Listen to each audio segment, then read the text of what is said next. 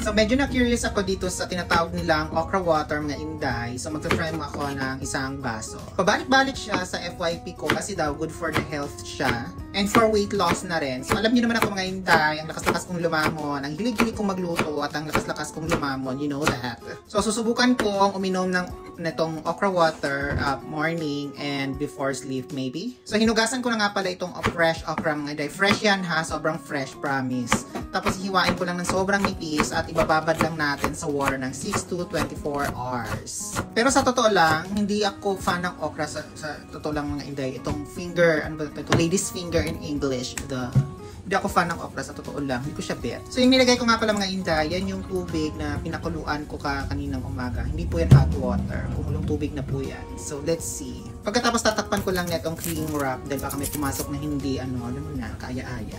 So, heto na siya mga inday after 6 hours. So, before I open, let's jiggle. Okay, tingnan natin.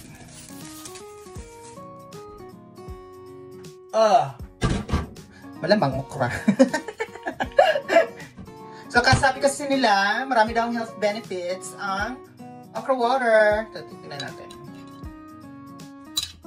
Tingnan nyo. Ew.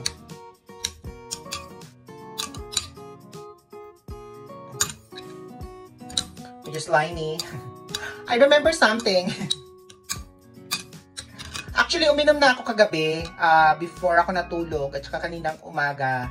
Uminom na ako. Parang pang second day ko na ngayon. And then, pagkagising ko kaninang umaga, ayun, medyo sumakit yung tiyan ko. Tapos, ang daming lumabas na sama ng loob. I don't wanna say it. Ayokong sabihin yan dito na. Alam niyo na. Alam niyo na yung sama ng loob na lumabas kaninang umaga. So, medyo tanggalin ko muna itong mga fresh okra. Tingnan nyo. Look at that! So, I asked my friend, umiinom din daw siya. Nag-try daw siya uminom one time. Medyo nasusuka daw siya. So, pabalik-balik kasi ito sa FYP ko. And then, yung iba, nakikita kong hinahaluan nila ng cucumber or ng lemon. Maybe, siguro para mainom nila. Pero, tanggalin ko muna kasi hindi ko mainom kaagad ito ng mga ganito. Oh my God! Tapos gawa ako ulit for tomorrow. Maglalagyan ko lang ulit ng tubig for tomorrow morning. So, inom lang sa umaga at saka sa before sleep. So, 9 o'clock na nga pala ng gabi now. Oh my God, ang hirap, promise. Para siyang para siyang yung alam nyo na. Mahirap.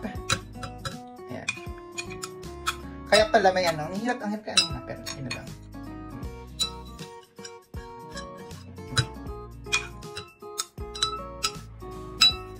So, ang health benefits niya, teka, isa-search ko pa mamaya. Actually, sinearch ko na. Hindi ko lang memorize. Ang hirap, iinom lang naman sana ako. Oo, tingnan nyo, kakainis. Nakakagigil. Oh, ito na guys, yung slimy. Look at that slimy thing eh. Okay, bottoms up.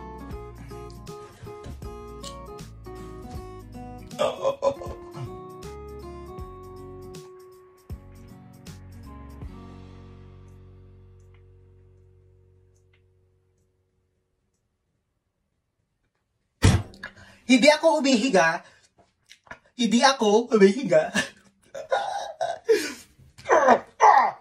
Kay kulo tame. So yun lang guys, update ko ka. Try ko siyang gawin for 1 week and let's see kung anong changes. So yun lang guys, bye.